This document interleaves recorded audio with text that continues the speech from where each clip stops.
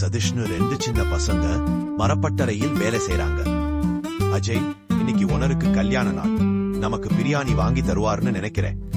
சதீஷ் போன வருஷம் முழு ஆண்டு லீவுக்கு இங்க வேலைக்கு வந்தப்பவும் அவர் கல்யாண நாளைக்கு வீட்ல இருந்து பிரியாணி எடுத்துக்கணும் வந்தார்ல. ஆமாண்டா, அதே நாள் தான் என இவர்கள் இருவரும் பேசிக்கொண்டே வேலை செய்கின்றனர். இவர்கள் பேசிக் கொண்டிருப்பதை பார்த்த ஓனர், சின்னவனே பெரியவனே இங்க வாங்கட்டா என கணீர் குரலில் கூப்பிடுகிறார். என்ன ரகசியமா ஏதோ பேசிக்க இருந்தீங்க என புன்னகத்துப்படி கேட்கிறார்.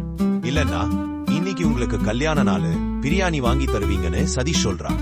ஓனர் சத்தமாக சிரித்தபடி, ஹா ஹா ஹா ஹா ஹா, பரவாயில்லட்டா, என் கல்யாண நாளை என்ன விட நீங்க நல்லா ஞாபகம் வச்சிருக்கீங்க என தன் பாக்கெட்டில் இருந்து பணக்கட்டை எடுத்து 2 நோட்டை அவர்களிடத்தில் கொடுக்கிறார். பாய்கடையில் பிரியாணி வாங்கிக்கங்க, இன்னைக்கு பொழுதோட வீட்டுக்கு போங்க, சந்தோஷமா என சொல்லிவிட்டு சிரித்துக் கொள்கிறார். பிரியாணி லெக் பீஸ் வச்சு கொடுங்க என ஆர்வமாக பிரியாணி டப்ப அருகில் நின்று பார்க்கிறான்.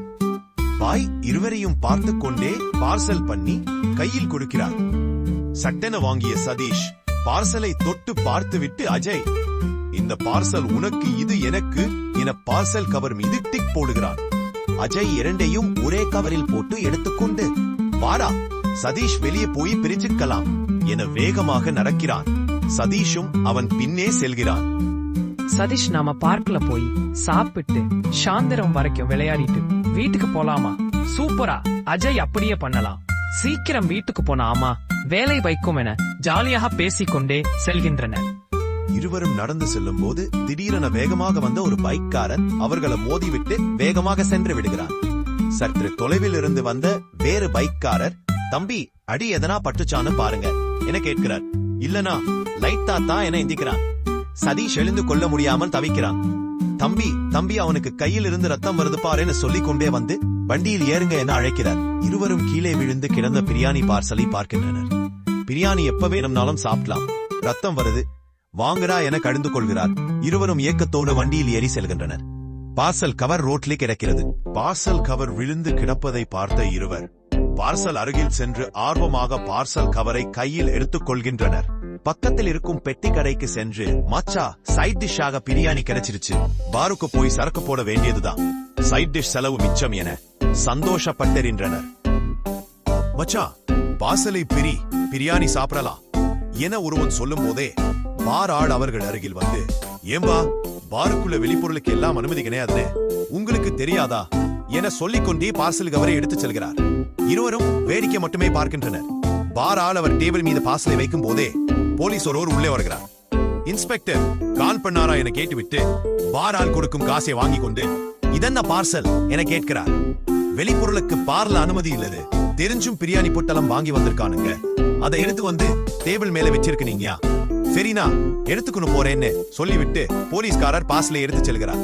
போலீஸ்காரர் வெளியே வரும் போதே போன் கால் வருகிறது. வெளியே பாருக்கு கொஞ்சம் தள்ளி ஒரு டாடா ஏஸ் வண்டி நிற்கிறது.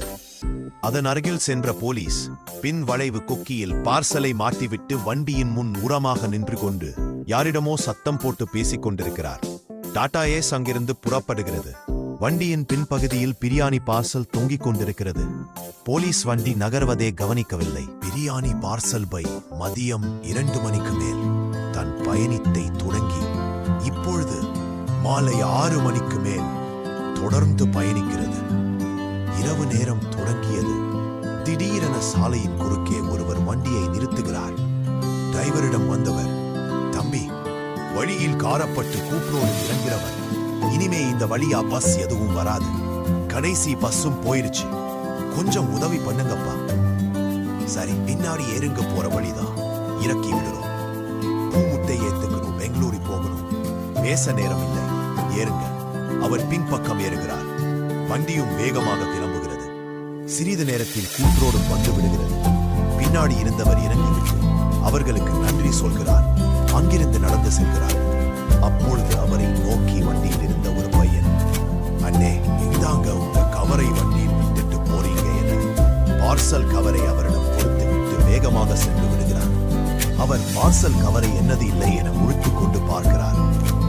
பார்த்துவிட்டு பிரியாணி பொட்டலம் என தெரிந்து கொண்டு, சரி என டாடா ஏஸ் சென்ற வழியை பார்த்துவிட்டு அவர் கிராமத்து ரோட்டில் நடக்க ஆரம்பிக்கிறார். வீட்டின் முன் நின்று, பார்வதி, கொஞ்சம் வெளியே வா என குரல் கொடுக்கு. பார்வதி வெளியே வருகிறார். இந்தா பசங்க தூங்கிட்டாங்களா என கேட்டுக்கொண்டே தன் கையில் இருந்த பார்சலை கொடுக்கிறார். பையில கறி வாசனை அடிக்குது. பிரியாணி. புள்ளைங்க தூங்குறதுக்குள்ள குழு. நான் போய் குளிச்சிட்டு வரேன். டேய் எந்திரிங்கடா. அப்பா உங்களுக்கு பிரியாணி வாங்கிக்கணும் வந்திருக்கிறார்.